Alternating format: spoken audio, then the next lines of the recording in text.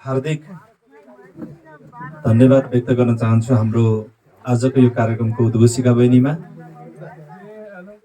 आज हामी विशेष गरेर यो मङ्गोल नेसनल अर्गनाइजेसन सूर्यगढी गाउँपालिका सभा नुवाकोटको प्रथम अधिवेशन घोषणा सभा कार्यक्रमको सभा अध्यक्षज्यू, यस कार्यक्रममा अतिथिको रूपमा आउनुभएको विशेष अतिथिज्यूहरू र आजको यो विशेष कार्यक्रमलाई विशेष बनाउनको निमित्त उपस्थित हुनुभएका तपाईँ सम्पूर्ण यो नुवाकोट जिल्ला सूर्यगढी गाउँपालिका अवस्थित तपाईँ सम्पूर्ण उपस्थित आमाबुवा, दाजुभाइ तथा दिदीबहिनीहरूमा एकमुष्ट मङ्गोल नेसनल अर्गनाइजेसन केन्द्रीय सभा काठमाडौँको तर्फबाट र आफ्नो मेरो व्यक्तिगत तर्फबाट पनि यहाँहरू सबैमा जय मङ्गोलको न्यालो स्यालुट टक्राउन चाहन्छु।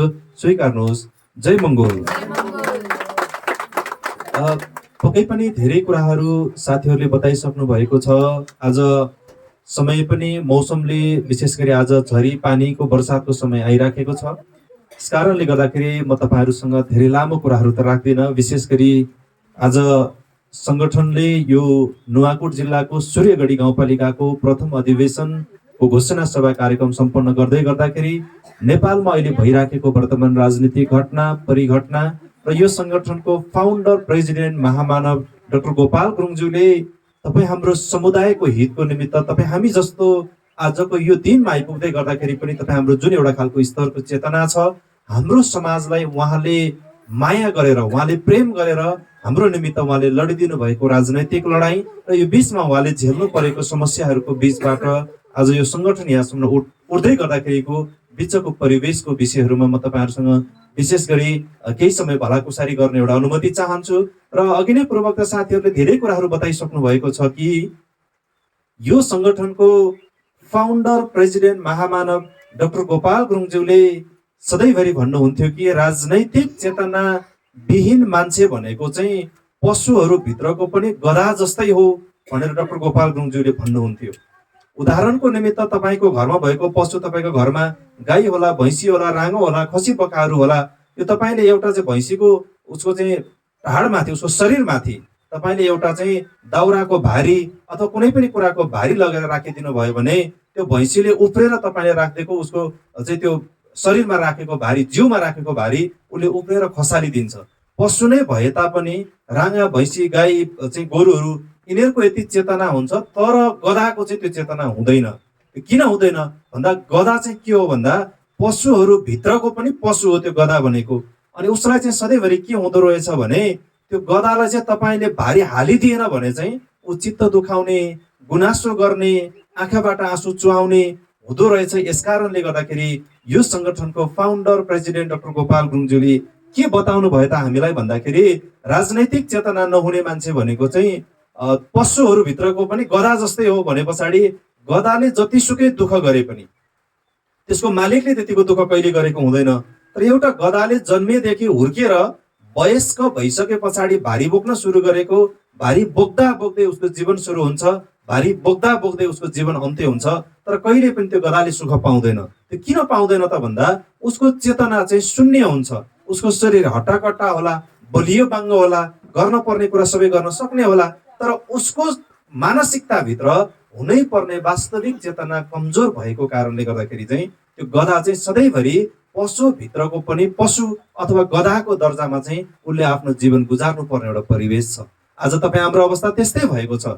हाम्रो यो देश नेपालमा अघि नै पूर्वका साथीहरूले बताउँदै हुनुहुन्थ्यो, हिजो हाम्रो बाजेहरूको पालामा झन्डै 2007 सालतिर नेपालबाट राणा खेदाइयो भने पक्कै पनि तपाईँ हाम्रो हातमा अधिकार आउँछ होला, तपाईँ हामीले सोचेको जस्तो व्यवस्था मुलुकमा आइपुग्छ होला। त्यो भइसके पछाडि हाम्रा छोराछोरीहरू, हाम्रा चाहिँ भाइ भतिजाहरू, हाम्रो दाजुभाइहरू चाहिँ अर्काको देशमा 40, 45, 55, 60 डिग्रीको तापक्रममा साउदी, कतार, मलेसिया, दुबई जानु पर्दैन होला, हाम्रै देशभित्र सबै कुरा प्राप्त हुन्छ होला भनेर हिजो 2007 सालबाट राजनैतिक रूपमा तपाईँ हामीलाई कहिले काङ्ग्रेसको चाहिँ पक्ष लागेर राणाको विरुद्धमा झोला बोक्न लगायो। हाम्रो बाजेहरूले त्यति बेला पनि बोके। हाम्रो बाजेहरू चाहिँ हिजोको दिनमा कङ्ग्रेसको नेतृत्वको पछाडि लागेर राणा खेदाउने अभियानमा कति दुःख गरे, कति मरे, कति लडे, कति बढे।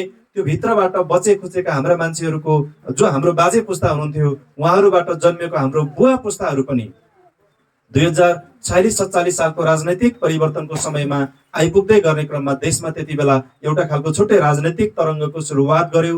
नेपालमा रहेका जुन एउटा तानाशाही शासकहरू थिए उनीहरूले भनेको नेपालको हामी बहुसंख्यकको हित कहिले पनि नचाहने र नेपालको हामी बहुसंख्यक जनताहरूको मानसिकताभित्र राजनैतिक चेतना पनि कहिले पनि भरिन नदिने, यो मानसिकताभित्र राजनैतिक नेपालको बहुसंख्यक जनताहरूको मस्तिष्कमा राजनैतिक चेतना पलायो भने चाहिँ हामी अल्पसंख्यक शासकहरूले कहिले केही पनि गर्न सक्दैनौँ भन्ने कुरा बुझेको कारणले गर्दाखेरि हामीलाई अल्मल्याउनको निमित्त उसले चाहिँ नयाँ नयाँ राजनीतिक दलहरूको चाहिँ एउटा खालको झन्डा देखाउने, राजनीतिक दलको नाम सुनाउने, राजनीतिक दलको एजेन्डा प्रस्तुत गर्ने, गाउँघर बस्तीमा आएर अनि 2046-47 सालको राजनैतिक परिवर्तनको समयमा हाम्रो मान्छेलाई गाउँघरमा छिरेर फेरि के बताइदियो त भन्दा होइन, हिजोको काङ्ग्रेसको पक्षमा लागेर राणाको विरुद्ध लडेको लडाइँबाट नै देशमा परिवर्तन आउँथ्यो।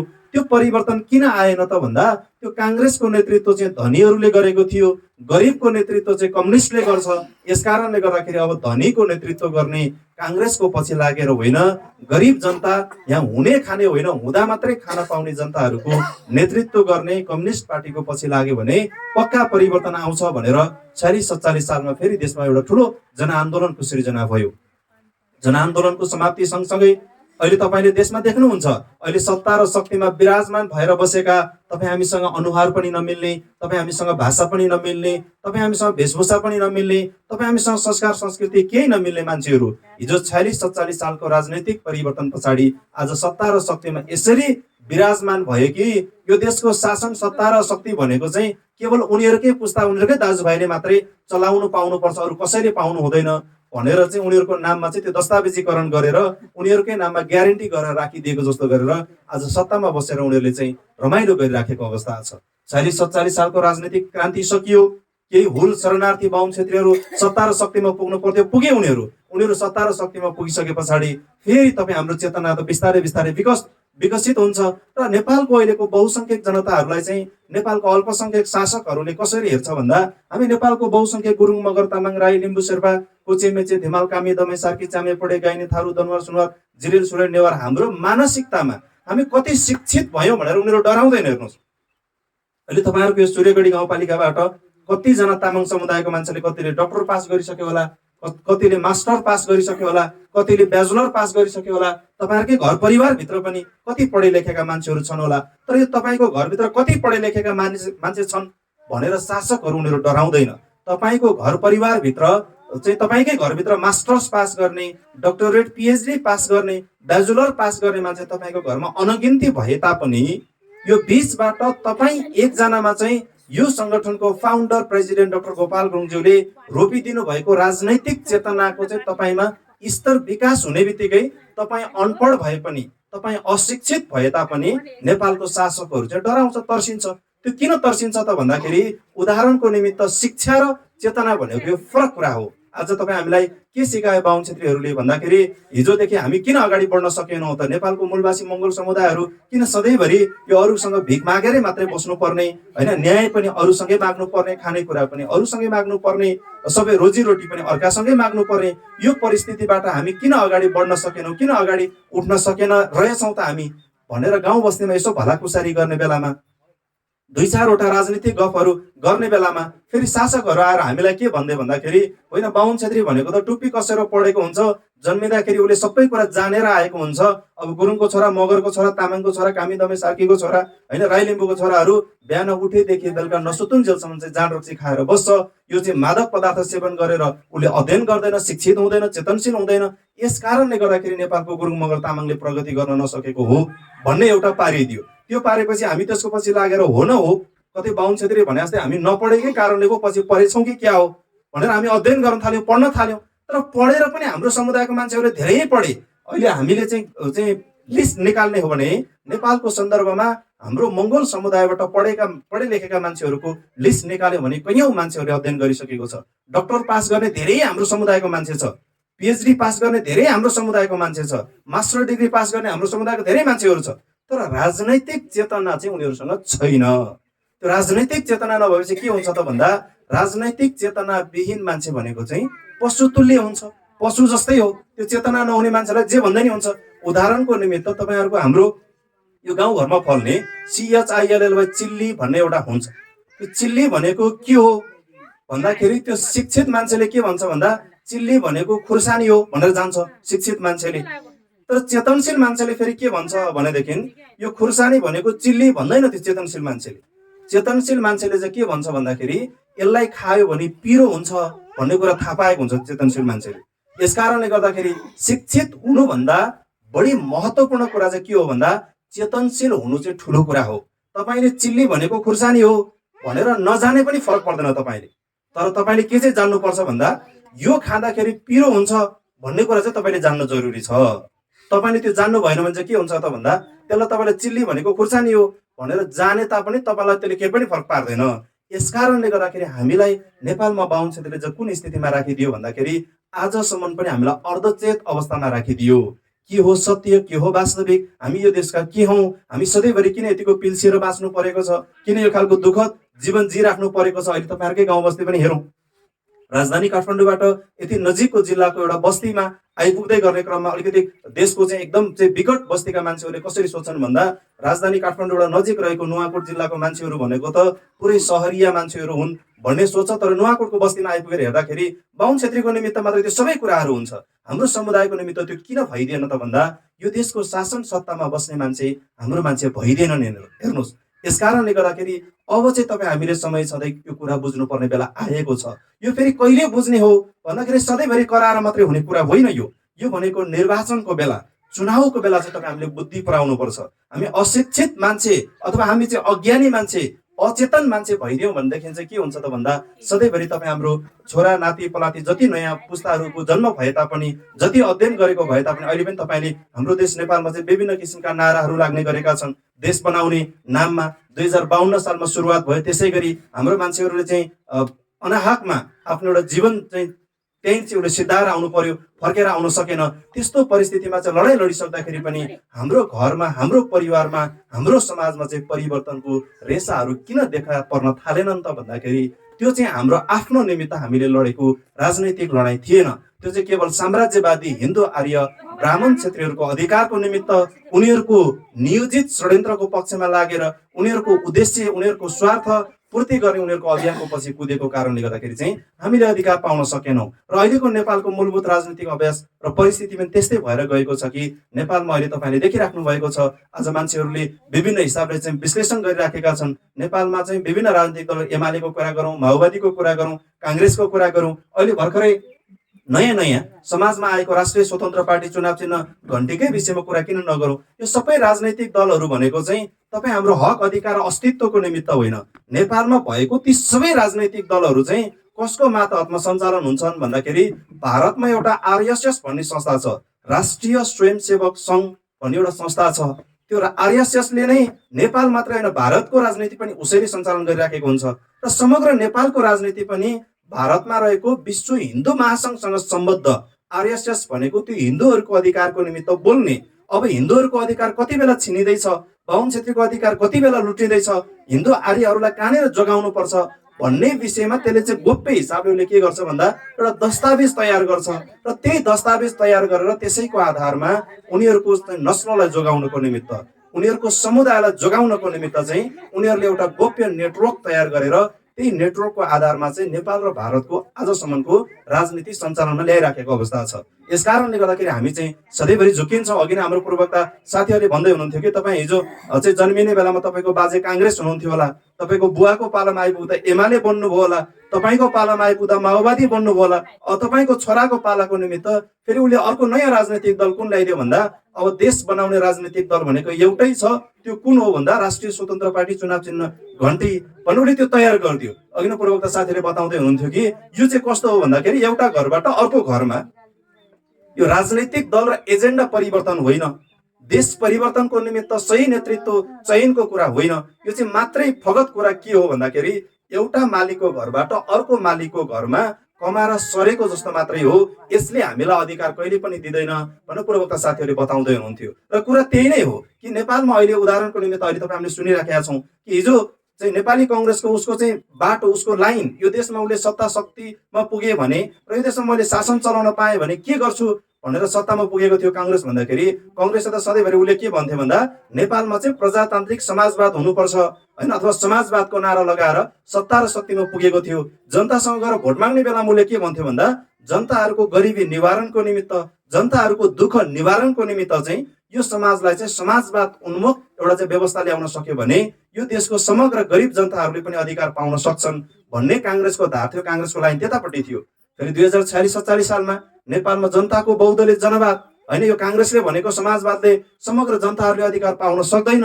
यसकारणले गर्दाखेरि जनताहरूको अधिकारको निमित्त जनताकै बहुदलीय भनेको जनताहरूको बीचबाट आउने बहुदल सहितको जनवादले मात्रै देशको सबै जनताहरूलाई चाहिँ सुरक्षित गर्छ, देशको सबै जनताहरूलाई आफ्नै मुलुकमा चाहिँ स्थापित भएर बस्नको निमित्त चाहिँ सबै व्यवस्थाहरू ल्याउन सक्छ भनेर फेरि नेपाल कम्युनिस्ट पार्टी एमाले देशमा अर्को राजनीतिक अभियान सुरुवात गर्यो।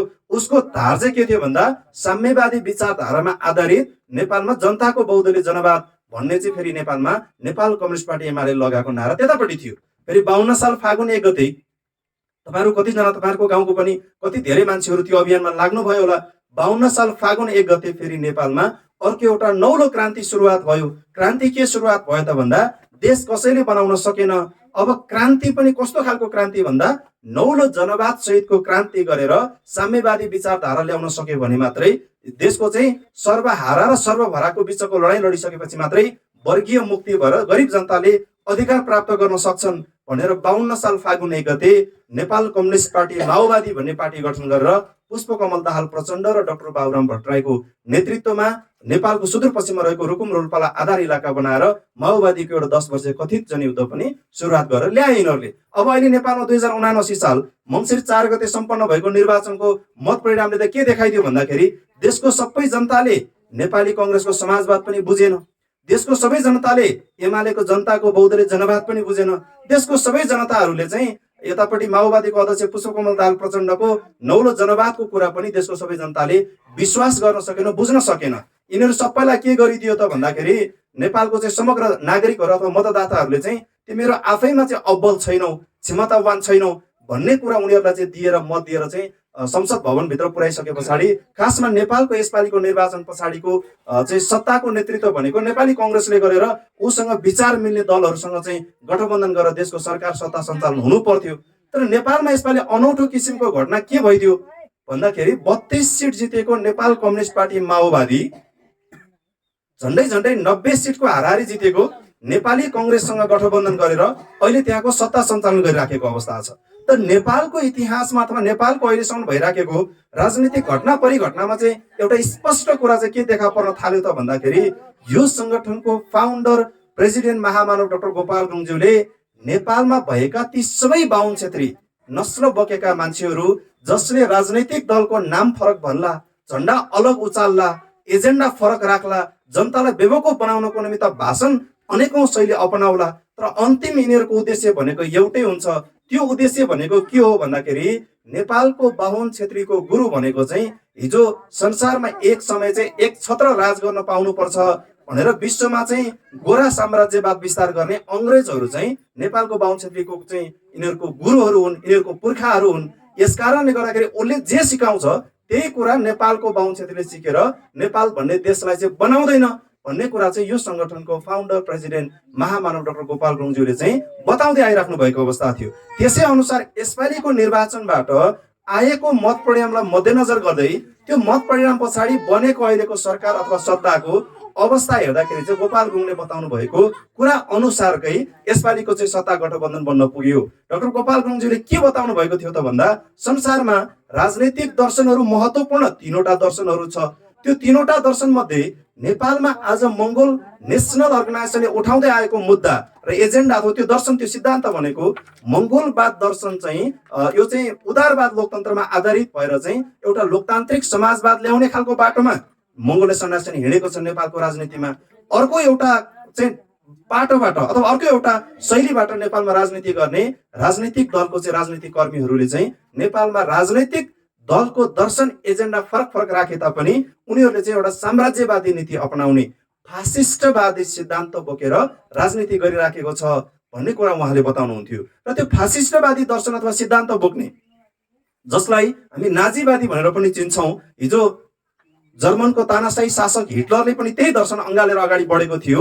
त्यो नाजीवादी सिद्धान्तले चाहिँ के बताउँछ त भन्दा, तिमी सत्ता र शक्तिमा पुग्नको निमित्त अथवा सत्ता र शक्तिमा तिमी टिक्नको निमित्त जस्तो सुकै मूल्य चुकाउनु परे पनि तिमी पछाडि नहट्नु, तिमीले जस्तो सुकै सम्झौता गरेर भए पनि आफू सत्ता र शक्तिमा टिक्नु। तिमी सत्तामै छैनौ भने, तिमी शक्तिमा नै छैनौ भने तिम्रो दर्शन र सिद्धान्तको काम छैन। यसकारणले गर्दाखेरि सबैभन्दा सुरुमा तिमी सत्ता र शक्तिमा स्थापित हुनको निमित्त परिआएको जस्तो सुकै सम्झौता पनि गर्नु, जुनसुकै मूल्य चुकाएर भए पनि सत्ता र शक्तिमा पुग्नु भन्ने सिद्धान्त चाहिँ नाजीवादी सिद्धान्त अथवा फासिस्टवादी सिद्धान्तले चाहिँ त्यो कुरा बताउँछ। त नेपालको अहिलेको माओवादीको अध्यक्ष पुष्पकमल दाहाल प्रचण्ड, उसको विचार साम्यवादी विचार हो, तर नाजीवादी सोच नै बोकेर उसले पनि के गर्यो त भन्दाखेरि नेपाली कङ्ग्रेससँग गठबन्धन गरेर सरकारको अहिलेको नेतृत्वकर्ता प्रधानमन्त्री पद पाउनको निमित्त उसले त्यहाँनिर सम्झौता गरेर गयो। यसले के देखाउँदैछ भन्दाखेरि नेपालको बाहुन क्षेत्रीहरूले तपाईँ हामीलाई सही गन्तव्यमा पुर्याउँदै छैन, अथवा अहिले हामी चढिराखेको, यो उदाहरणको निमित्त अस्ति मङ्सिर 4 गते भएको निर्वाचन, त्यो चुनावमा तपाईँ हामी भोट हाल्ने सबै जति मतदाताहरू थियौँ, त्यो मतदाताले भोट हालेको भनेको एउटा बसभित्र हामीले टिकट काटेर चढेको जस्तै हो। त्यसको नेतृत्व गर्ने त्यसको ड्राइभर अथवा पाइलटको रूपमा जिम्मा कसलाई दियौँ भन्दा ती बाहुन क्षेत्रीहरूलाई दियौँ। तर उनीहरूले अहिले हामीलाई कहाँ पुर्याउँदैछ भन्दाखेरि सही गन्तव्य पछ्याएर लिएर गइराखेको छैन। यिनीहरूले तपाईँ हामीलाई गन्तव्यविहीन यात्रातिर लिएर जाँदैछ। कुन दिन यसले चाहिँ दुर्घटना गराउँछ।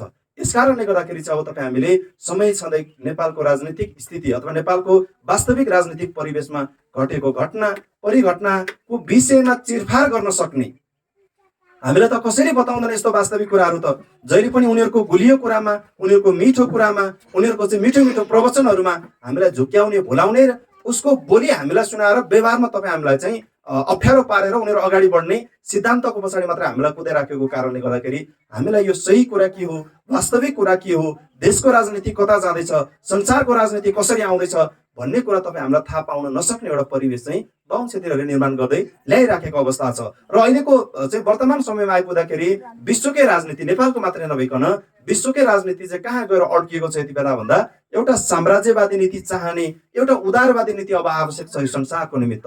यो साम्राज्यवाद अब विश्वको मान्छेले मन पराउँदैनन्, यो कुरामा कोही पनि अट्न सक्दैनन् होला। त्यो अचेत मान्छेहरू, अशिक्षित मान्छेहरू, जसको हृदयभित्र जागरण छैन, जसको मनभित्र सचेतना छैन, त्यो मान्छेहरू केही समय अलमल्ले तापनि यो प्रकृतिको सिद्धान्त अनुसार, समयको खेल अनुसार सबै जनताहरू एक दिन न एक दिन राजनैतिक रूपमा चेतनशील भइसके पछाडि यो साम्राज्यवादी नीति, नाजीवादी नीति संसारले यसलाई चाहिँ मान्दैन।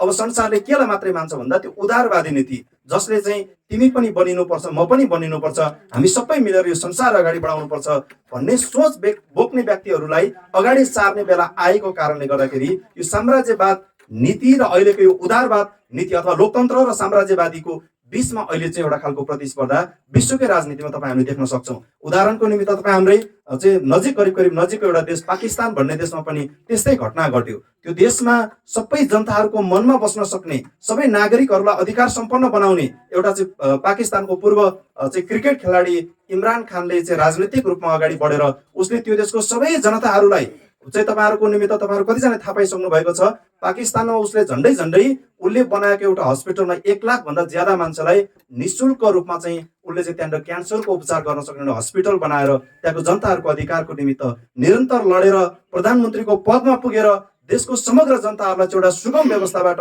अगाडि सारिराख्नु परेको अवस्था थियो। तर अहिले चाहिँ उसलाई के गरिदियो त भन्दा त्यहाँनिर चाहिँ यही साम्राज्यवादी नीति टिकाउन खोज्ने व्यक्तिहरूको चाहिँ एउटा षड्यन्त्रबाट उसलाई सत्ताबाट बहिर्गमन गरेर उसलाई मार्ने सम्मको एउटा स्थिति चाहिँ सिर्जना भयो। मार्नको निमित्त विभिन्न समयमा विभिन्न किसिमका षड्यन्त्रहरू भएर गइराखेको अवस्था छ।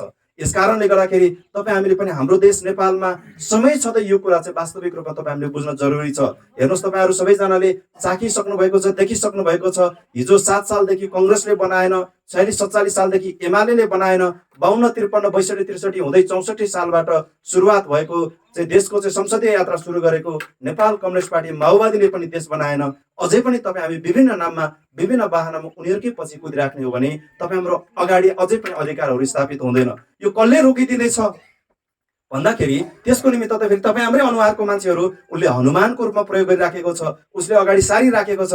अनि तपाईँ हाम्रो गाउँ बस्तीमा घरमा आएर हाम्रै अनुहारको मान्छे एमालेबाट, माओवादीबाट, कङ्ग्रेसबाट अथवा अहिलेको स्वतन्त्र पार्टीबाट अथवा अहिलेको विभिन्न जुनसुकै राजनीतिक दलको नामबाट भए तापनि हाम्रै अनुहारको मान्छेलाई अगाडि सारेर तपाईँ हामीलाई नै सिद्धाउने, तपाईँ हामीलाई नै खतम गर्ने, तपाईँ हामीलाई नै आफ्नै देशभित्र शरणार्थी बनाउने एउटा योजना चाहिँ बुनेर अगाडि बढिराखेको कारणले गर्दाखेरि हामीले तिनीहरूको कुरा पनि अब चाहिँ हामीले केलाएर मात्रै उसले भनेको कुराहरू फिल्टर गरेर मात्रै हामीले विश्वास गर्नुपर्ने कुरा मात्रै विश्वास गर्ने, विश्वास गर्न नपर्ने कुराहरू चाहिँ अब विश्वास गर्न नहुने बेला आएको छ। हामी आँखा चिम्लिएर होइन, आँखामा पट्टी लगाएर उसले जे कुरा भनिदिन्छ त्यही कुराको पछि लाग्ने, उसले जे भन्छ त्यही कुरामा ताली बजाइदिने, उसले जसो भन्छ त्यही कुरा मानिदिने भएर गयौँ भने हेर्नुहोस् तपाईँ हाम्रो देशभित्र, आफ्नै मुलुकभित्र हामी आफ्नै मुलुकमा एक दिन शरणार्थी बनेर जाने अवस्था आइराखेको छ।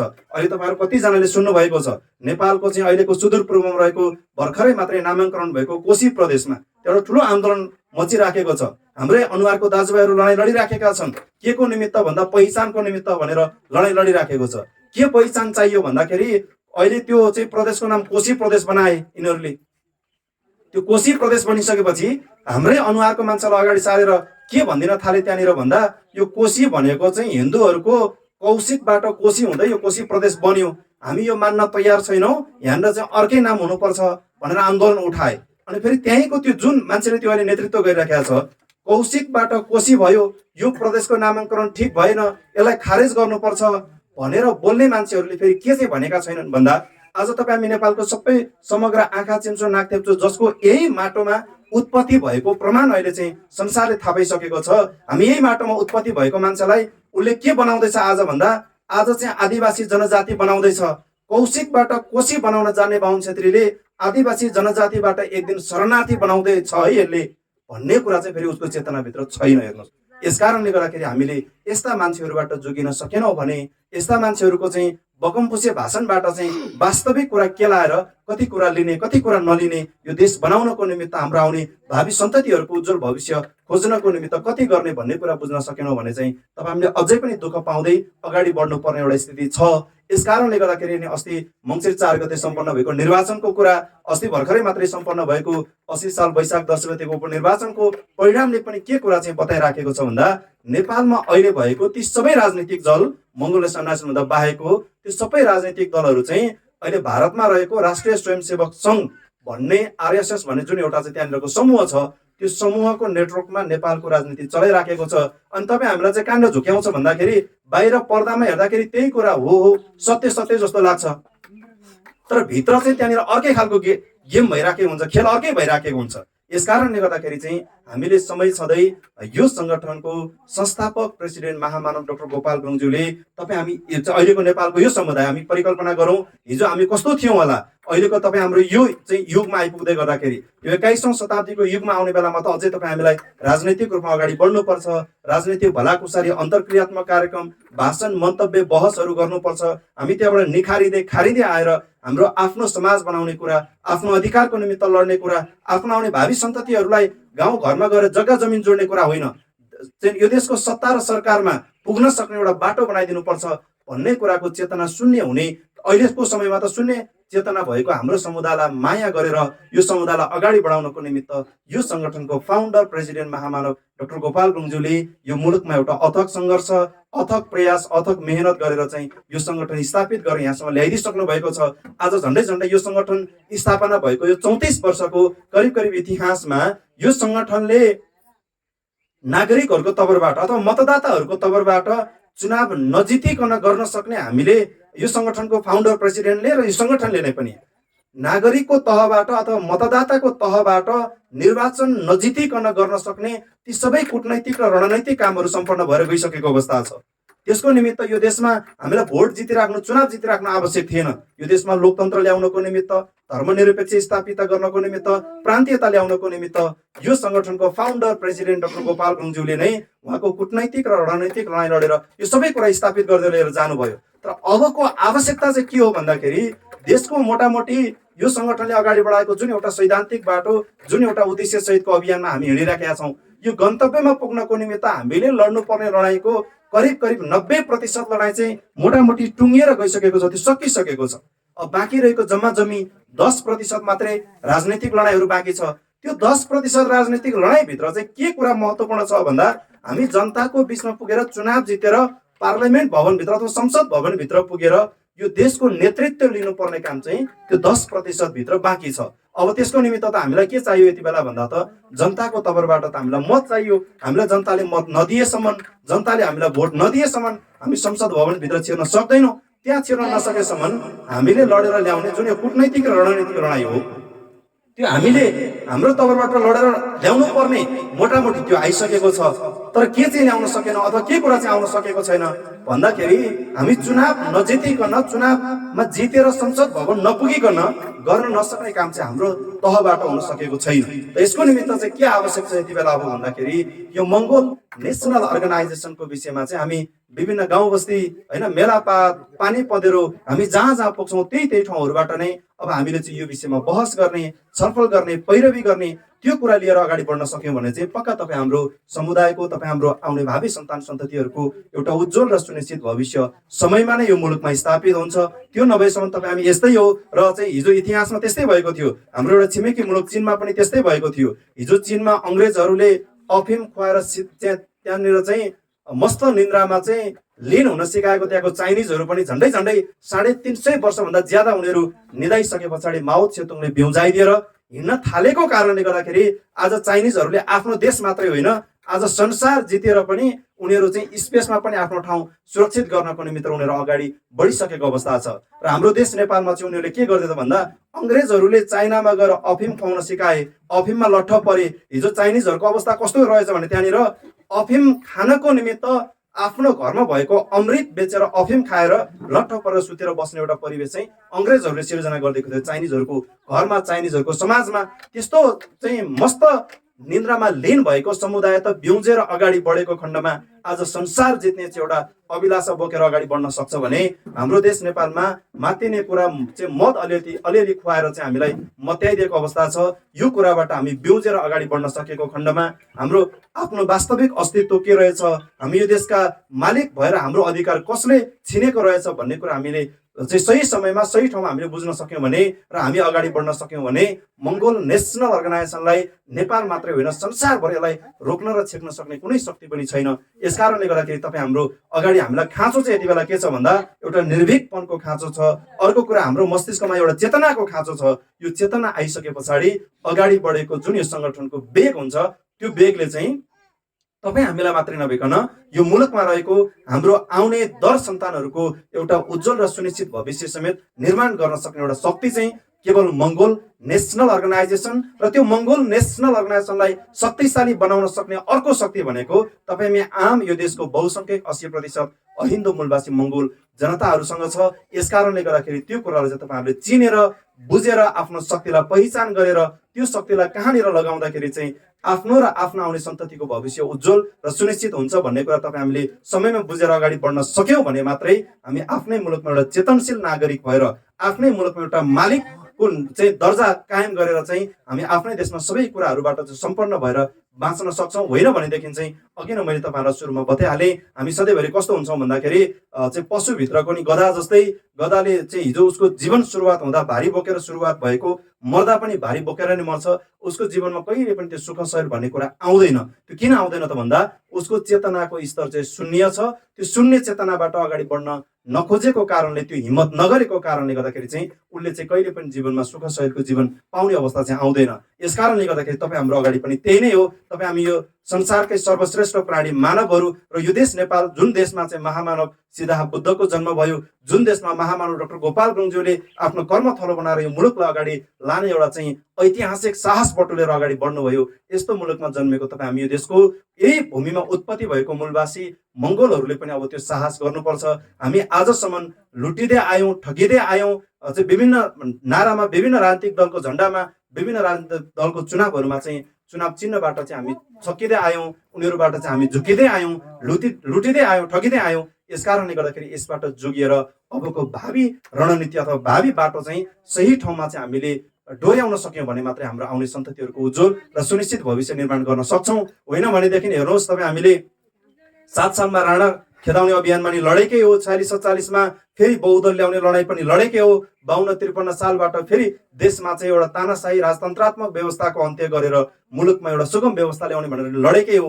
यो विभिन्न राजनीतिक लडाइँ, विभिन्न क्रान्ति प्रतिक्रान्ति जनआन्दोलनहरू यो सबै लडिसक्दा पनि अधिकार चाहिँ हामीले किन पाउन सकेनौँ भन्दा चाहिँ हामीले पाइसकेको कुरा पनि हामीले लिन जानेनौँ, त्यो हामीमा त्यो क्षमता अभिवृद्धि हुन सकेन, त्यो चेतना हाम्रो मस्तिष्कमा नआएको कारणले गर्दाखेरि चाहिँ हामीले हिजो 64 सालमा माओवादी जितायौँ, 70 काङ्ग्रेस हेऱ्यौँ, 74 गठबन्धन हेऱ्यौँ, फेरि यसपालि पनि विभिन्न नयाँ राजनीतिक दलहरू हेऱ्यौँ। यो नयाँ राजनीतिक दलहरूले पनि आफ्नो बाटो आफ्नो ट्र्याक छोडेर फेरि पनि उही हिन्दू आर्य ब्राह्मण क्षेत्रहरूलाई अधिकार सम्पन्न बनाउने बाटोतिर गइराखेको कुरा त हामीले देखिराखेका छौँ। अहिले मान्छेहरूमा एक किसिमको भ्रम छ कि यो राष्ट्रिय स्वतन्त्र पार्टीले चाहिँ पक्का परिवर्तन गर्छ, यो देश बनाउँछ, यसमा चाहिँ निकै राम्रो राम्रो पढे लेखेका युवाहरू आइपुगेका छन्, जोसिला युवाहरू छन्, राष्ट्रवादी युवाहरू छन् भन्ने एउटा खालको चाहिँ खोक्रो नारा लगाइराखेको छ।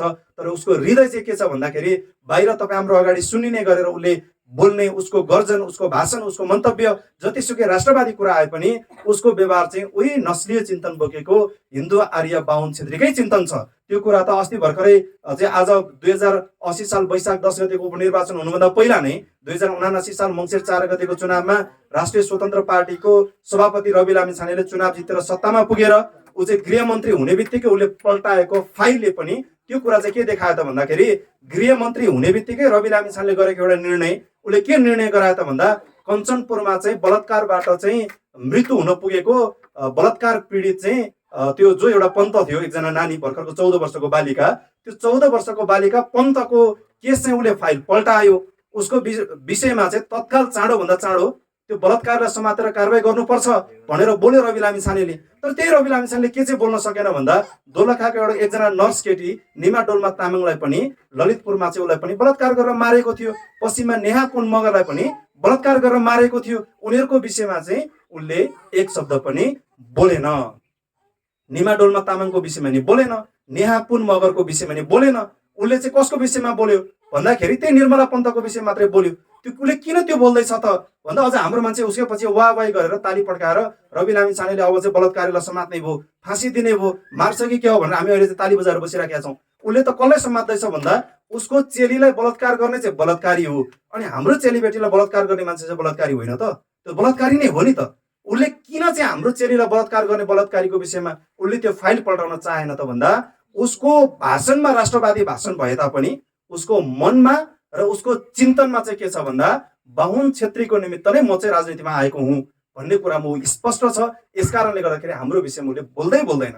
अनि अहिले मान्छेमा एउटा एक किसिमको भावना, उसको निर्वाचन क्षेत्रमा हामीले पुगेर घुमेर हेर्दाखेरि मान्छेमा एउटा भावना के छ भन्दा होइन उसले त के गर्यो भन्दा विदेशमा फसेको चेलीबेटीहरू पनि उद्धार गरेर नेपालसम्म लिएर आयो, यस्तो चाहिँ महान व्यक्ति हो, यस कारणले चाहिँ ऊ गर्न सक्ने मान्छेलाई अगाडि सार्नुपर्छ भनेर हाम्रो मान्छेको त्यतापट्टि चाहिँ अहिले चाहिँ लुटुपुटु भएर बसिराखेको अवस्था छ। हाम्रो मान्छेले के बुझ्न सकेन भन्दा अहिले अरबको खाडीमा गएर साउदी, कतार, मलेसिया, दुबईमा पुगेको 2-4 जना चेलीबेटी उद्धार गरिदियो भनेर हामी रुल भोट हाल्दैछौँ। त्यो 2-4 जना चेलीबेटीहरूलाई त्यो खाडी मुलुकमा पुग्न बाध्य कसले गरायो भन्दाखेरि त बाध्य गराउने पनि त्यही रवि लामिछानेकै सन्ततिहरूले होइन, यसकै पुर्खाहरूले होइन र। उनीहरूलाई अमेरिका पुग्नको निमित्त त्यति राम्रो सेटिङ मिल्ने, हाम्रो चेलीबेटी खाडीमा जानुपर्ने बाध्यतात्मक एउटा स्थिति पैदा गरिदिने त उनीहरूकै नस्लको मान्छे सत्तामा बस्ने बेलामा त्यस्तो बनाइदिएको हो नि त। यसकारणले गर्दाखेरि हाम्रो मान्छेले त त्योसम्म त पुग्न सक्ने अवस्थै छैन, त्योसम्म पुगेर देख्न सक्ने, त्यहाँसम्म पुगेर केलाउन सक्ने यो घटनामा हामीलाई किन यो खालको उपेक्षा गर्दैछ भन्ने कुरा बुझ्नै नसक्ने एउटा अचेतन स्थितिमा हामीलाई हालिदिएको कारणले गर्दाखेरि चाहिँ हामीलाई उसले गरेको कुरा पनि राम्रै लाग्छ, त्यसले गरेको पनि ठिकै लाग्छ, यही पो सत्य होला, यही पो वास्तविक होला भनेर तपाईँ हामी सधैँभरि लुटिने ठगिने काममा मात्रै पर्दै आइराखेका छौँ। यसकारणले गर्दाखेरि अब चाहिँ तपाईँ हामीलाई लुटिने ठगिने छुट छैन, अब समय पनि छैन हेर्नुहोस्। यसकारणले गर्दाखेरि अब समय छँदै तपाईँ हामी यो देशको समग्र बहुसङ्ख्यक मङ्गोल जनताहरूले चाहिँ यो वास्तविक कुरा बुझेर मङ्गोल नेसनल अर्गनाइजेसनलाई चाहिँ साथ दिएर सहयोग गरेर यो सङ्गठनको फाउन्डर प्रेसिडेन्ट महामानव डाक्टर गोपाल गुरुङज्यूलाई न्याय दिने कुरामा चाहिँ अलिकति पनि कसर नरहेकन तपाईँ हामीले चाहिँ अब पाइला चाल्नुपर्छ, कदम चाल्नुपर्छ र गाउँ बस्तीमा मान्छेले भन्न सक्छन्। फेरि अस्ति भर्खर भदौमा खोलेको राजनैतिक दलले 1 वर्ष पुग्दा नपुग्दै यत्रो सिट जितेर सत्तामा पुग्यो, यो एमएनओले कहिले परिवर्तन ल्याउँछ भन्ने होला, त्यसो होइन। एमएनओले ल्याइराखेको परिवर्तन भनेको यो चाहिँ हाम्रो सैद्धान्तिक परिवर्तन, यो यो चेतनशील मतले लिएर आएको परिवर्तन भएको कारणले गर्दाखेरि हामी चाहिँ आत्तिएर जानु हुँदैन। तपाईँहरू कतिजना यो नुवाकोट जिल्लाको निर्वाचन क्षेत्र नम्बर 1 पर्ने तपाईँहरूको सूर्यगढी गाउँपालिकाबाट तपाईँहरू कतिजनाले होइन एमालेको प्रलोभनमा, माओवादीको मासुभातमा, काङ्ग्रेसको चाहिँ पद पैसामा कतै पनि नबेकिकन तपाईँहरूले यो सङ्गठनको चुनाव चिन्ह कुखुराको भालेमा तपाईँहरूले मत दिएर चाहिँ हामीलाई सहयोग गर्नुभयो होला, त्यो स्वच्छ मत हाल्नुभयो होला। त्यो तपाईँले हालेको मतले चुनाव जितेन, लौ बर्बाद भयो, गयो, सक्यो भन्ने कुरा होला, त्यसो होइन। तपाईँले हालेको मतले तपाईँलाई मालिक बनाउने एउटा ऐतिहासिक दस्तावेजमा चाहिँ तपाईँलाई नामाङ्कित गरिसकेको अवस्था छ। अहिलेको नेपालको राजनीति तपाईँले सबै राजनीतिक दलमा गएर हेर्नुहोस्। अस्तिको 2080 साल वैशाख 10 गते भएको उपनिर्वाचनको सवालमा देशमा त्यति बेला चाहिँ विभिन्न किसिमका नाराहरू लगाए मान्छेले, होइन, विभिन्न कुराहरू अगाडि सारे। त्यो हेर्दाखेरि तपाईँहरूलाई के लाग्यो होला भन्दा वास्तविक रूपमा नेपालमा अस्ति चाहिँ वैशाख 10 गते भएको जुन एउटा उपनिर्वाचन थियो, त्यो उपनिर्वाचनमा एकापट्टि राष्ट्रिय स्वतन्त्र पार्टी घन्टी चुनाव चिन्ह, एकापट्टि गठबन्धन दलको 12 को निर्वाचन क्षेत्र नम्बर 2 मा चाहिँ जनता समाजवादी पार्टीको छाता चुनाव चिन्ह, अनि चितवन र तनहुँमा चाहिँ रुख चुनाव चिन्ह लिएर चाहिँ मैदानमा जाँदै गर्दाखेरि तपाईँहरूलाई पनि लाग्यो होला साँच्चै यो यसपालिको चुनावको चाहिँ वास्तविक प्रतिस्पर्धा भनेको चाहिँ रवि लामिछानेको पार्टी र गठबन्धन पार्टीको बिचमा प्रतिस्पर्धा रहेछ, अरू प्रतिस्पर्धी नै छैन होला भन्ने लाग्यो होला। हिजो तनहुँ पुगेर नेपाली कङ्ग्रेसको नेताहरूले स्वतन्त्र पार्टीको अथवा घन्टी चुनाव चिन्ह बोकेर अगाडि बढ्नेहरूलाई गाली गर्यो, चितवनमा पनि त्यही गर्यो, 12 मा पनि त्यही गर्यो। त्यसो गर्दाखेरि उनीहरू दुईजनाको प्रतिस्पर्धा रहेछ कि क्या हो भन्ने तपाईँलाई लाग्यो होला। कुरा त्यसो होइन। उनीहरूको योजना नै के थियो भन्दा तनहुँबाट पनि एउटा बाहुनलाई जिताएर चाहिँ संसदमा लिएर आउने, चितवनबाट पनि बाहुनलाई जिताएर लिएर आउने, उता तल 12 बाट पनि उनीहरूले भनेकै कुरा मान्ने व्यक्तिलाई चुनाव जिताएर सत्तामा ल्याउनु पर्छ। अब त्यो कसरी गर्ने त भन्दाखेरि जनताले चाहिँ चितवनमा अथवा तनहुँमा अथवा 12 कै निर्वाचन क्षेत्रमा उदाहरण लिगौँ, त्यो निर्वाचन क्षेत्रमा चाहिँ अबको यो देश बनाउने, अब यो देशको समग्र जनताहरूलाई आफ्नै देशभित्र मालिक बनाउने एउटा राजनीतिक दल मङ्गोल नेसनल अर्गनाइजेसन पनि निर्वाचनको मैदानमा छ, उम्मेदवारहरू छ भन्ने कुरा चाहिँ जनताले बुझेर उनीहरूलाई भोट हाल्दियो भने हामी सत्तामा आइपुग्न सक्दैनौँ। यसकारणले जनतालाई चाहिँ के भ्रम पार्नु पर्यो त भन्दाखेरि मैदानमा यसपालि लडाइँ चाहिँ कसको हुँदैछ भन्दा चाहिँ चितवन र तनहुँमा चाहिँ रुख र घन्टीको हुँदैछ, अनि उतापट्टि 12 मा चाहिँ त्यहाँनिर चाहिँ राष्ट्रिय जनता समाजवादी पार्टीबाट अहिलेको जुन एउटा राष्ट्रिय गठबन्धन बनाएर अहिले सरकार सञ्चालन गरिराखेको छ, जनता समाजवादी पार्टीको अध्यक्ष उपेन्द्र यादवको छाता चुनाव चिन्ह र बाँकी रहेको अरू दलको बिचमा चाहिँ एक खालको प्रतिस्पर्धा छ भन्ने खालको भ्रम सिर्जना गरेर हाम्रो मान्छेलाई चुनाव चिन्ह कुखुराको भाले बोकेर मैदानमा उत्रेको उम्मेदवार पनि छ भन्ने कुरा चाहिँ हाम्रो मान्छेले देख्नै नसक्योस् भनेर त्यो षड्यन्त्र गरेर 2वटा उम्मेदवारलाई चाहिँ अगाडि सारिदिएको जस्तो गर्यो उनीहरूले। त्यो सारिदिने बित्तिकै हाम्रो मान्छेले के देख्यो त भन्दा वास्तविक प्रतिस्पर्धा उनीहरू दुईजनाको बिचमा रहेछ, अरू कसैसँग होइन रहेछ भन्ने परेपछि हाम्रो मान्छेले यो 2वटा मध्ये एउटालाई छानौँ भन्दाखेरि रुख कि घन्टी भन्दाखेरि धेरै मान्छेले रुख भनेको धेरै हेरेको, यसपालि घन्टीलाई हेरौँ भनेर तनहुँको निर्वाचन क्षेत्र नम्बर 1 मा पनि उही चाहिँ बाहुन छेत्रीको सल्लाह मुताबिक नै नेपाली कङ्ग्रेसबाट एउटा बाहुनको छोरालाई उम्मेदवार बनाएर मैदानमा पठाएको थियो। यतापट्टि चितवनमा पनि उही बाहुनकै छोरालाई चुनाव जिताउने एउटा रणनीति तयार गरेर चाहिँ उनीहरू अगाडि बढिराखेको अवस्था थियो। यसकारणले गर्दाखेरि अब चाहिँ तपाईँ हामीले के कुरा बुझ्न जरुरी छ भने नेपालमा बाहुन छेत्रीहरूले के बोल्छ के भन्छ भन्दा पनि यसले के गर्दैछ भन्ने कुरा चाहिँ तपाईँ हामीले समय छँदै बुझ्न जरुरी छ। होइन भनेदेखि हामी उनीहरूकै बोली उनीहरूकै भनाइको पछि लाग्यौँ भने चाहिँ फेरि पनि तपाईँ हामी लुटिन्छौँ। हामी सधैँभरि मौरी जस्तै मेहनती भएर हामी मह चाहिँ जम्मा गरिदिन्छौँ, तर त्यो सोरेर खाने व्यक्ति चाहिँ अर्कै भइरहेको छ। यसकारणले गर्दाखेरि त्यो ठाउँमा हाम्रो मान्छे पुर्याउने एउटा दिन सुरुवात गर्नको निमित्त चाहिँ समय छँदै यो सङ्गठनलाई चाहिँ नजिकबाट तपाईँले निहाल्न जरुरी छ। र अहिलेको देशको सबै राजनीतिक दलहरू र सम्पूर्ण किसिमको देशको राष्ट्रिय राजनीति नै मङ्गोल नेसनल अर्गनाइजेसनले अगाडि बढाएको कूटनैतिक र रणनैतिक लाइन यसको कतापट्टि गइराखेको छ भन्ने कुरा हेरेर मात्रै ऊ निर्वाचनको मैदानमा जान्छ। उदाहरणको निमित्त तपाईँहरूले यसपालिको चुनावमा देख्नुभयो, अस्ति नेपाली कङ्ग्रेसमा चाहिँ बसेर त्यत्रो राजनीति गरेर आएको 2079 साल मङ्सिर 4 गतेको चुनाव सम्पन्न हुनुभन्दा अगाडिसम्म दिएको उसको अन्तर्वार्तामा स्पष्टसँग त्यही मान्छेले अन्तर्वार्ता दिँदै के भनेको थियो, म चुनाव लड्नको निमित्त सांसद बन्नको निमित्त म राजनीतिमा होइन, मसँग भएको जति खुबी छ, मसँग भएको जति ज्ञान छ, यो ज्ञानबाट यो देश बनाउनको निमित्त थोरै भए पनि काम लाग्योस् भनेर म देशकै सबैभन्दा ठुलो राजनीतिक दल नेपाली कङ्ग्रेसमा लागेको छु। मलाई चुनावमा चाहिँ टिकट दिनको निमित्त सबै राजनीतिक दलहरूबाट नेपाल कम्युनिस्ट पार्टी एमालेकै कुरा किन नगरौँ, अहिलेको स्वतन्त्र पार्टीकै कुरा किन नगरौँ, यो सबै दलबाट मलाई चाहिँ चुनावमा उठ्नुहोस् भनेर निर्वाचनमा टिकटको चाहिँ उसले चाहिँ अवसर प्रदान गरेको भए तापनि म जतिको चाहिँ बौद्धिक मान्छेले, म जतिको खारिएको अनुभव भएको व्यक्तिले चाहिँ यस्तो गर्न सुहाउँदैन भनेर चाहिँ म चुनाव नउठेको भनेर अन्तर्वार्ता दिने उही नेपाली कङ्ग्रेसमा काम गरेको सोडी मुवागले अस्ति वैशाख 10 गतेको चुनावमा राष्ट्रिय स्वतन्त्र पार्टीको कार्यालयमा गएर घन्टी चुनाव चिन्ह लिएर तनहुमा गएर ऊ चुनाव उठ्यो। त्यो चुनाव उठ्ने बेलामा उसले बोलेको एउटा मन्तव्य, उसको एउटा चाहिँ अभिव्यक्ति छ, त्यो अभिव्यक्ति चाहिँ बडो डरलाग्दो अभिव्यक्ति उसले बोल्यो। त्यो के बोल्यो त सोडी मुवागले भन्दाखेरि उसले भने त्यहाँनिर कि म चाहिँ हिजो नेपाली कङ्ग्रेसमा बसेर त्यत्रो वर्ष मैले लगानी गरेँ, योगदान गरेँ, सङ्घर्ष गरेँ, गर्दै गर्ने क्रममा तनहुँ जिल्लाको निर्वाचन क्षेत्र नम्बर 1 बाट अझै चुनाव जितेर संसद यात्रा तय गरेर आउनुभएको रामचन्द्र पौडेल देशको चाहिँ सर्वशक्तिमान एउटा चाहिँ सर्वोच्च पदमा उहाँ चाहिँ आसीन हुन पुग्नुभयो। एकदम उहाँप्रति सम्मान छ।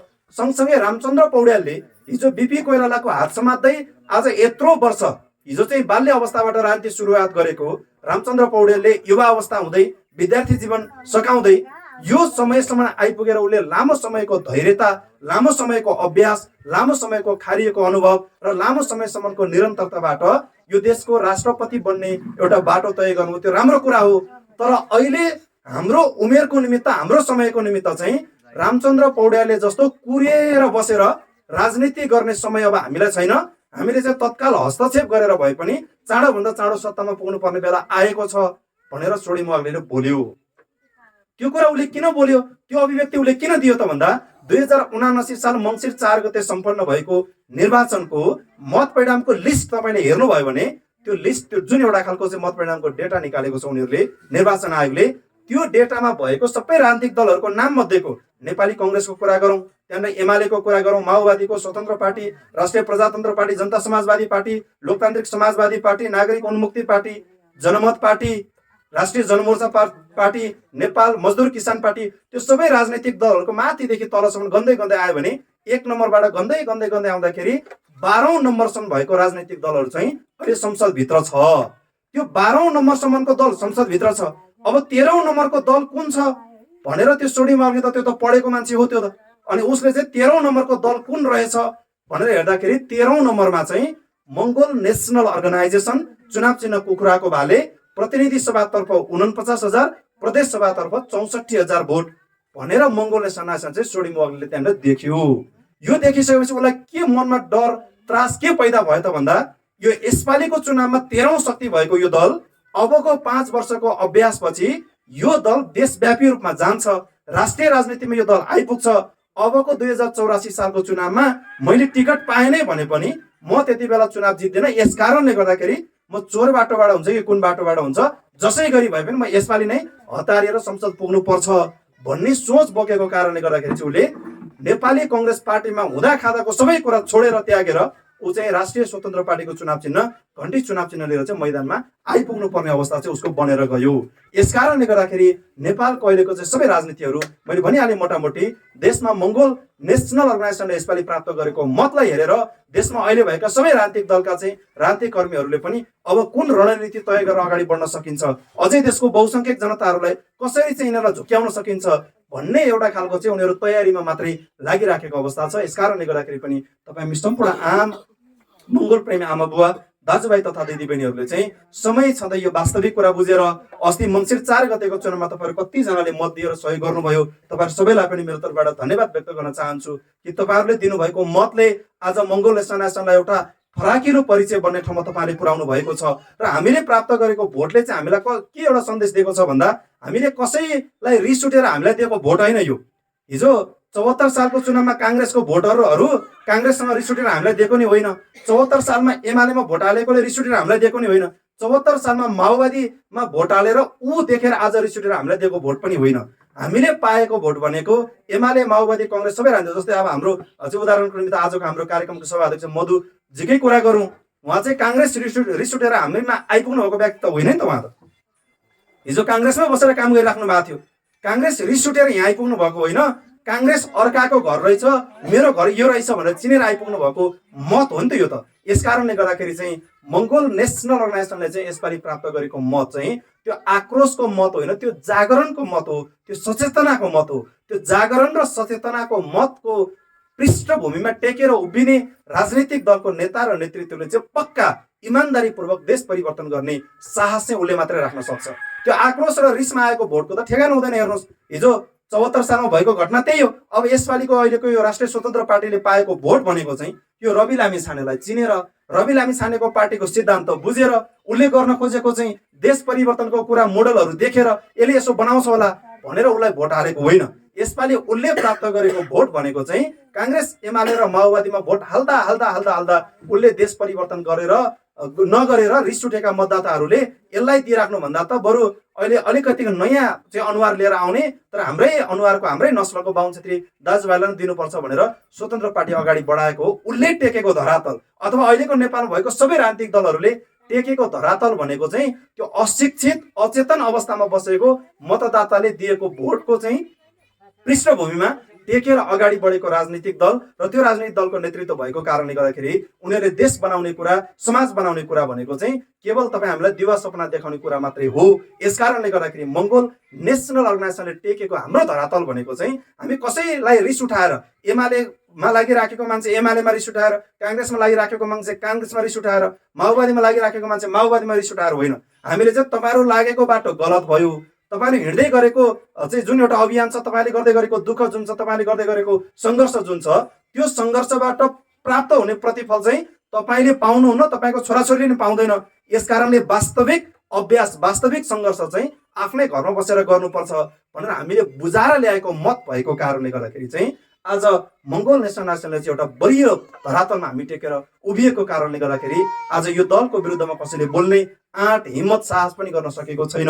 र मङ्गोल नेसनल नेसन चाहिँ दिन प्रतिदिन यो चाहिँ माइनसतिर भन्दा नि प्लसतिर यो चाहिँ अगाडि बढ्ने चाहिँ रफ्तारमा नै गइराखेको कारणले गर्दाखेरि पनि यो दलले हासिल गर्ने जुन एउटा उपलब्धि छ, यो दलले पुर्याउन खोजिराखेको जुन गन्तव्य छ, त्यो गन्तव्यमा पुग्नको निमित्त तपाईँ हामी सबै चाहिँ यो देशका समग्र मङ्गोल समुदायको, मूलवासी समुदायको मान्छेहरूले चाहिँ अब एकचोटि आँट गरेर चाहिँ हामीलाई आजसम्म जुन हिसाबले उसले अशिक्षित अचेतन बनाएर राख्यो, हामीलाई चाहिँ केवल पशुतुल्य जीवन जिउन विवश लाग्यो, त्योबाट चाहिँ माथि उठेर अब वास्तविक कुरा देख्न सक्ने ठाउँमा चाहिँ तपाईँ हामी उभिनु पर्ने बेला आएको छ भन्ने कुरा यहाँहरूको बिचमा राख्दै र समयको पाबन्दी सँगसँगै विभिन्न कुराहरूलाई मध्यनजर राख्दै तपाईँहरूसँग धेरै लामो समय दिन चाहन्न।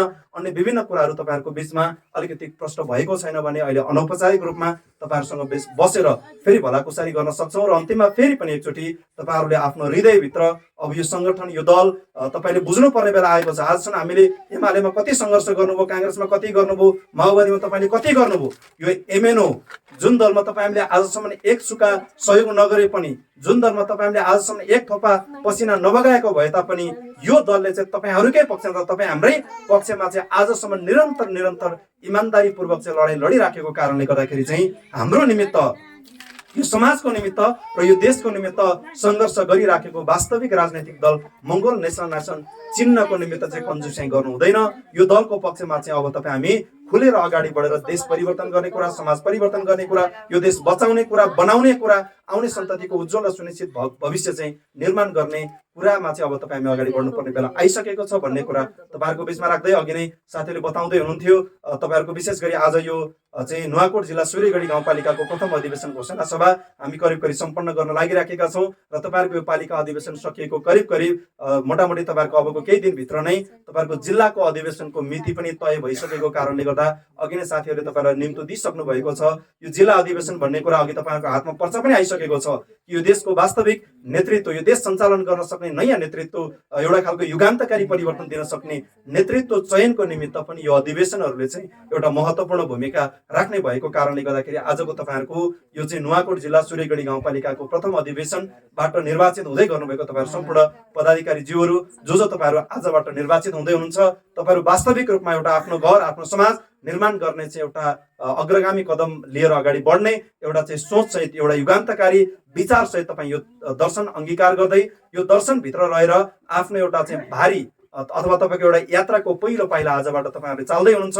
यो पाइलामा, यो अभियानमा, यो गन्तव्य पुग्ने यात्रामा तपाईँहरूसँगै हामी सबै लागिराखेका छौँ। तपाईँ हामी निरन्तर यो अभ्यासमा, यो सङ्घर्षमा जोड्दै अगाडि बढ्ने क्रममा एक दिन गन्तव्यमा हामी अवश्य पुग्न सक्छौँ। यो हामी नेपालको वास्तविक परिवर्तन, आमूल परिवर्तन सँगसँगै यो देशको समग्र जनताहरूलाई आफ्नै देशमा अधिकार सम्पन्न बनाउने, मालिक बनाउने एउटा गन्तव्यको यात्रामा अथवा यो मैदानमा लड्दै गर्ने क्रममा हामी फरक फरक ठाउँबाट, फरक जिल्लाबाट, फरक भूगोलबाट, होइन, फरक चाहिँ नेतृत्व पङ्क्तिबाट अथवा फरक चाहिँ जिम्मेवारीबाट अगाडि बढेको भए तापनि अन्तत्वगत तपाईँ हामी सबैको अधिकारको निमित्त यो देशको बहुसङ्ख्यक समुदायहरूको हितको निमित्त सङ्गठनको फाउन्डर प्रेसिडेन्ट महामानव डाक्टर गोपाल गुरुङज्यूले तपाईँ हाम्रो निमित्त जुन एउटा दुःख गर्नु, जुन एउटा सङ्घर्ष गर्नुभयो होइन, आफ्नो जीवनको झन्डै झन्डै 3 वर्ष भद्रगोल जेल, 5 वर्ष भूमिगत जीवनभर अनेकौं भुक्तमानहरू सहेर उहाँले जुन सङ्घर्ष गरिदिनु भयो त्यो सङ्घर्षबाट आज तपाईँ हामीलाई यो ठाउँसम्म उभिन सक्ने एउटा परिस्थिति निर्माण गर्दै गइसक्नु भएको छ। र अघि नै मैले तपाईँहरूलाई भने कि यो सङ्गठनको फाउन्डर प्रेसिडेन्ट डाक्टर गोपाल गुरुङज्यूले हाम्रो यो देशमा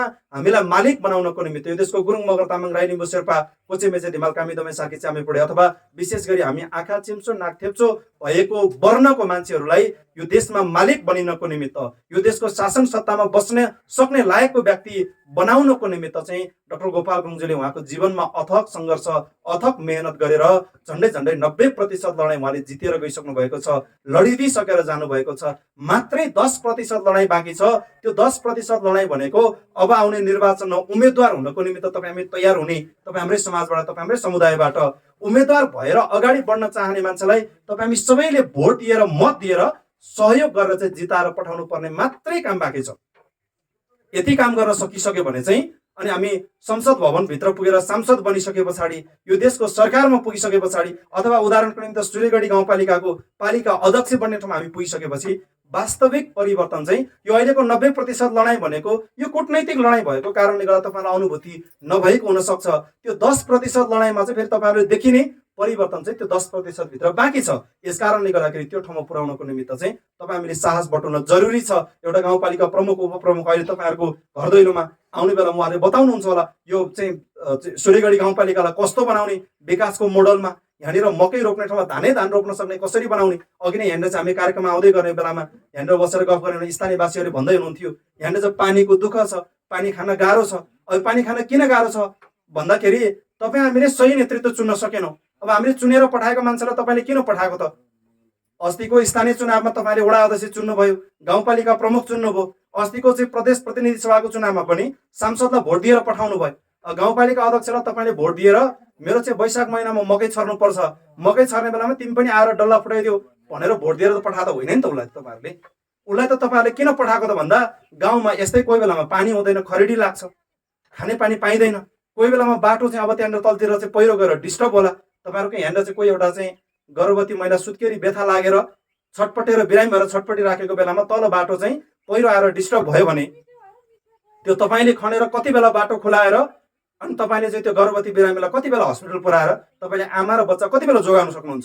त्यो नसक्ने बेलामा हो। त्यस्तो अप्ठ्यारो स्थितिमा चाहिँ तपाईँले सहयोग गरिदिनुपर्छ अभिभावक बनेर भनेर पो चुनावमा भोट दिएर जिताएर पठाएको त हो नि त, होइन र? तपाईँहरूले अब अघि नै मैले कुरा तपाईँहरूसँग बसेर गफ गरेर मैले भने अनि यो ठाउँमा पहिला चाहिँ पानीको मुहान भएर अहिले पानी सुकेको भए त अब अहिले आएको नयाँ नेतृत्वहरूले गर्ला नि त भन्नुहुन्थ्यो। यो ठाउँमा पहिलेदेखि नै पानीको मुहानै थिएन, पानीको मुहान तलतिर थियो, मास्तिर थिएन। अनि यहाँ यो देश बनाउँछु, तपाईँहरूलाई यही ठाउँमा सबै कुरा दिन्छु भनेको त 7 सालदेखि हो। तपाईँको बाजेको पनि कपाल फुलेर सायद कतिजना बाजेहरू बितिसक्नुभयो, हिजो काङ्ग्रेसमा लाग्नेहरू, हिजो एमालेमा लाग्ने हाम्रो बुवाहरूको पनि कपाल फुल्न थालिसक्यो, हिजो माओवादीमा लाग्ने हाम्रो दाजुभाइहरूको पनि अब नाता नातिन हुन थालिसक्यो छोराछोरी भएर पनि।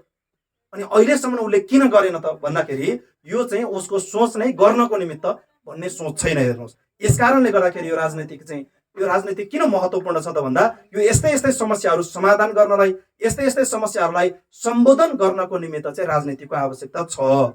तर हामी राजनीतिको नाममा के गर्यौँ भन्दाखेरि दाइ एमाले भयो भने भाइ माओवादी हुने, भाइ माओवादी भयो भने बाउ काङ्ग्रेस हुने, एउटै घरमा 3वटा पार्टी भएर 3तिर फर्किन थालेपछि त हाम्रो त कुरा मिलेन। हेर्नुहोस्, परिवारभित्रै कलह, परिवारभित्रै झगडा हुन थाल्यो।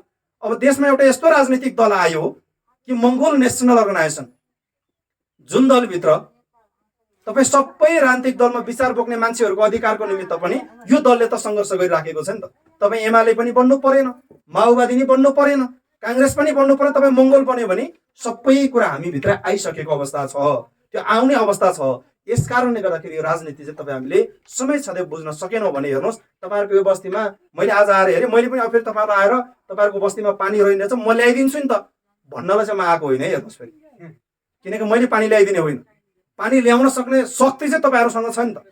तपाईँहरूसँग पानी ल्याउन सक्ने शक्ति छ अनि मैले ल्याइदिन्छु भनेर भएन नि त।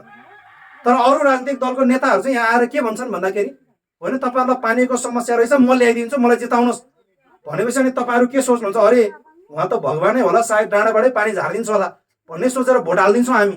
त्यसरी त होइन नि त, पानी त आउँदैन नि त माथिबाट त। अब त पानी यहाँ तपाईँहरूको यो बस्तीमा पानी ल्याउनको निमित्त त मास्तिरबाट मूल फुटाएर पानी त आउँदैन रहेछ यहाँ। अब पानी ल्याउने तलकै पानी जम्मा गरेर कुनै ठाउँमा चाहिँ त्यसलाई रिजर्भ गरेर तानेर माथि लगेर ट्याङ्की बनाएर चाहिँ घर घरमा वितरण गर्नु पर्यो कि भने जसै गरी भने यहाँबाट त पानी त नआउनु चाहिँ बाहिरैबाट ल्याउनु पर्ने रहेछ।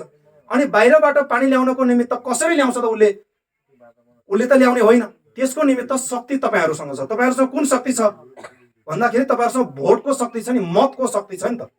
तपाईँहरूको यो गाउँभरिको मान्छेको भोट चाहिँ तपाईँहरूले सही ठाउँमा मत हाल्नुभयो भने पानी आउँछ। तपाईँहरूको मर्म बुझेको मान्छेलाई चुनाव जिताउनु पर्यो नि त। यो गाउँको परिवेश पनि थाहा छैन, तपाईँहरूले कुन भाषा बोल्नुहुन्छ नि थाहा छैन, तपाईँहरू कुन संस्कार संस्कृति मान्नुहुन्छ नि थाहा छैन। अनि त्यस्ता मान्छेले चुनाव जितेर गयो भने तपाईँ हामीले अधिकार कहिले पनि पाउँदैनौँ। हेर्नुहोस्, यस कारणले गर्दाखेरि चाहिँ यो राजनीति भन्ने कुरा यति महत्त्वपूर्ण कुरा छ कि राजनीति भयो भने सबै कुरा छ, नत्र केही पनि छैन। अब अहिले नेपालमा हेर्नुहोस् त, जनसङ्ख्याको हिसाबले हामी आँखा चिम्चो नाक थेप्चो भएको मान्छे 80 जना छौँ। आँखा भित्र गढेको नाक बाहिर आएको मान्छे जम्मा 20 जना छ नेपाल। अनि 20 जना बोलवाला छ, हामी 80 जनाको केही पनि छैन। नुवाकोटकै राजनीति पनि त्यस्तै छ। यही नुवाकोटमा पनि हाम्रो अनुहारको मान्छेको केही पनि हुँदैन, उनीहरूकै मात्रै हुन्छ। त्यो किन यस्तो हुन्छ भन्दा हामी 80 जना 80 तिर फर्किन्छौँ। हेर्नुहोस्, कोही एमाले भन्छ, कोही काङ्ग्रेस, कोही माओवादी भन्छ, कोही स्वतन्त्र, कोही राप्रपा भन्छ, कोही जोसपा, कोही लोसपा भन्छ, कोही उन्मुक्ति, कोही जनमत भन्छ, कोही मजदुर किसान भन्छ। अनि हामी 80 जनाको अनुहार 80 तिर छ, 20 जना एकै ठाउँमा छ बाहुन छेत्री त।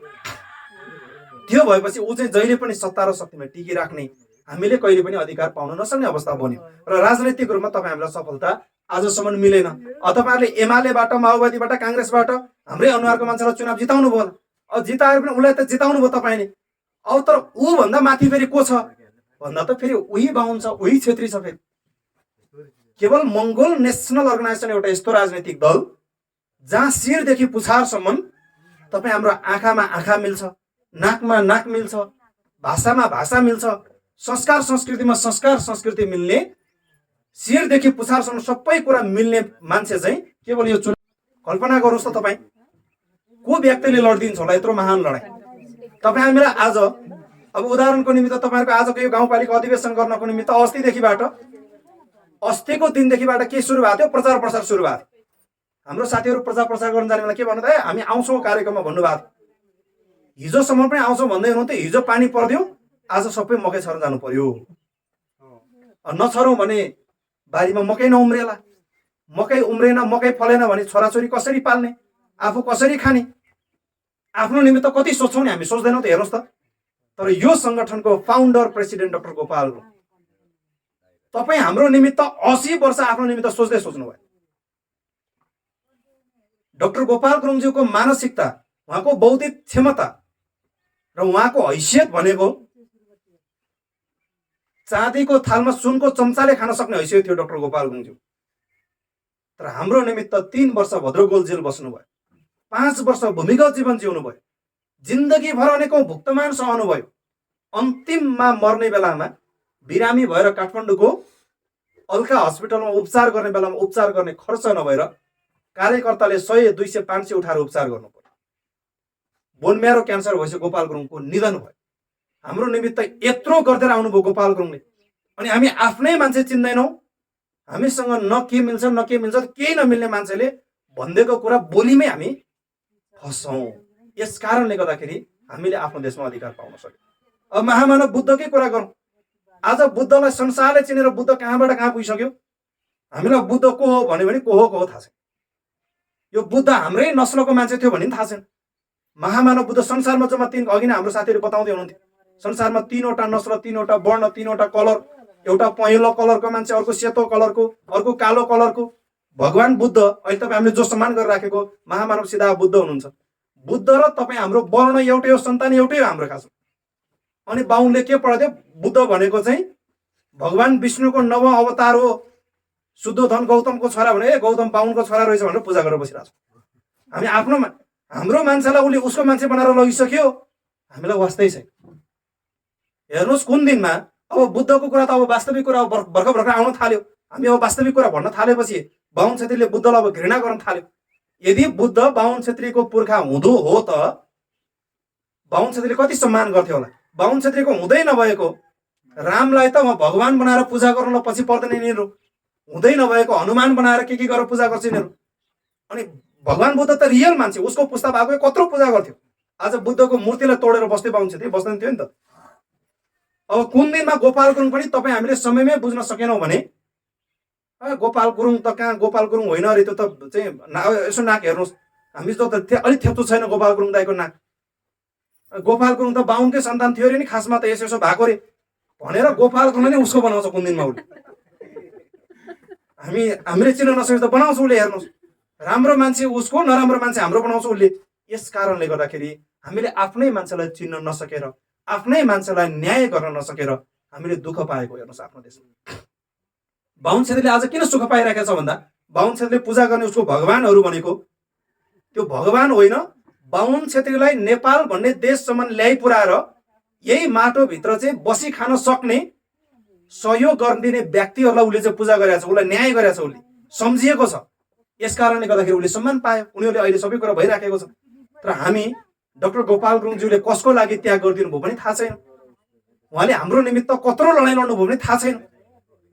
डाक्टर गोपाल गुरुङज्यूले भन्नुहुन्थ्यो भद्रकोट जेलभित्र जम्मा चाहिँ 1.5 फिट चौडा र 7 हात लम्बाइ भएको जेलभित्र 1 हप्तामा एकचोटि पानी पिएर 1 महिनामा 1 छाक खाना खाएर मैले सङ्घर्ष गरेँ भाइ भनेर भन्नुहुन्थ्यो गोपाल दाइले जीवित हुने बेला। अनि यत्रो सङ्घर्ष गरेर हाम्रो निमित्त भनेर गोपाल गुरुङले यत्रो गरेर जानुभयो। आज हामीलाई अनि बाहुन छेत्रीले के भनिन्छ, अरे गोपाल गुरुङ भने त उहाँ पूर्वतिर झापाइलाम चाहिँ मोरङ उहाँ पान्थरतिरको मान्छे अरे, पश्चिमतिर आएकोले किन भोट हाल्ने भनेपछि त हो न हो, बाहुनले भनेको कुराको पछि लागेर गोपाल गुरुङ पूर्वेली रहेछ हामीले किन हाल्ने भनेर अनि बाहुनलाई विश्वास गर्न थाल्ने हुँदाखेरि को दुष्परिणाम अहिले तपाईँ हामीले भोग्न परिराखेका छ। यस कारणले गर्दाखेरि म सम्पूर्ण आदरणीय आमा बुवा दाजुभाइ तथा दिदीबहिनीहरू समयको पाबन्दीलाई ख्याल गर्दै बाँकी कुराहरू अन्य बसाइमा तपाईँहरूसँग भलाकुसारी गरौँला। नबुझेको केही कुराहरू छ भने अहिले अनौपचारिक रूपमा तपाईँहरूसँग बसेर फेरि हामी संवाद गर्न सक्छौँ। तपाईँहरूले समय सधैँ यो वास्तविक कुरा चाहिँ हामीले बुझेर अगाडि बढ्नुपर्ने बेला आइसकेको छ। अहिले आत्तिनु पर्दैन। फेरि हेर्नुहोस्, अब चुनाव आउन 4 वर्ष बाँकी छ, कहिले हुन्छ होला भन्ने होला। त्यसो भने 4 वर्ष त तपाईँ गन्दै कति वर्ष लाग्छ? 4 वर्ष भनेको 4 चोटि मकै छोडेपछि आइहाल्छ। यसपालि मकै छर्नुहोस् 1 वर्ष घट्छ, 3 वर्ष बाँकी, अर्को वर्ष मकै छर्नुहोस् 2 वर्ष बाँकी, त्यसको अर्को वर्ष मकै छर्नुहोस् 1 वर्ष बाँकी, अर्को वर्ष मकै छर्ने बेलामा त तपाईँको दैलोमै चुनाव आइपुग्छ। तर त्यति बेला तपाईँले चाहिँ के गर्नु पर्यो भन्दाखेरि उदाहरणको निमित्त यहाँ बारीमा मकै छर्ने बेलामा, मकै रोप्ने बेलामा गोरुले चाहिँ त्यो के गर्छ, हलोको छियो त्यो चाहिँ हलो अगाडि अगाडि गएको त्यो जुन चाहिँ मकै छर्ने ठाउँ हो त्यहाँ मकैको बिउ खसाल्दाखेरि तपाईँले आफ्नो बिउ बारीमा चाहिँ मकैको बिउ खसाल्नु पर्यो। तपाईँले अहिले मकै छर्ने बेलामा अर्काको बारीमा चाहिँ गएर मकैको बिउ खसालिदिनु भयो, मकै उम्रियो, फल्यो, घोगा पनि लाग्यो, अनि भदौमा भाँच्ने बेलामा त अर्काको बारीमा पर्यो भने तपाईँलाई भाँच्न दिँदैन। मैले छरेको हो भनेर त तपाईँले पाउनुहुन्न। तैँले छरे पनि छरिस्, मैले छरे पनि छरी, यो बारी मेरो हो त्यस कारणले तैँले पाउँदैनस् मैले पाउँछु भनेपछि घोगा उसले लान्छ, तपाईँ त छरेको छरे मात्रै हुन्छ। त्यस कारणले गर्दा यसपालि पोहोरको वर्षको स्थानीय चुनाव पनि त्यही भयो। स्थानीय चुनाव भोट हाल्ने बेलामा कुखुराको भाले छाने भए सायद यस बेला पानी आइसक्थ्यो, यहाँ पर्यो। अब तपाईँहरू हामीसँग झगडा गरेर त पाउँदैन केही पनि, अब हामीलाई त भन्नु मात्रै हो। त्यस कारणले गर्दाखेरि चाहिँ यो वास्तविक कुरा तपाईँहरू समय सधैँ बुझ्नु जरुरी छ भन्ने कुरा यहाँहरूको बिचमा राख्दै, समयको पाबन्दीलाई मध्यनजर राख्दै, होइन अब यो चाहिँ मकै छर्ने समय छ, तपाईँहरूलाई पनि भ्याइयो भने गएर चाहिँ भरे एक सुर्का भए पनि छरिहालौँ भन्ने पनि होला। त्यस कारणले म धेरै समय नलिकन यो वास्तविक कुराहरू चाहिँ तपाईँहरू समय सधैँ बुझ्न जरुरी छ। र अघि नै पूर्वका साथीले बताइसक्नु भएको छ कि तपाईँहरूको यही जिल्ला सभा नुवाकोटको तपाईँहरूको चाहिँ सङ्गठनको जिल्ला अधिवेशन पनि यो वैशाख 30 गते घोषणा सभा हुँदैछ भनेर तपाईँलाई निम्तो दिइसक्नु भएको छ। उहाँहरूले पनि त्यो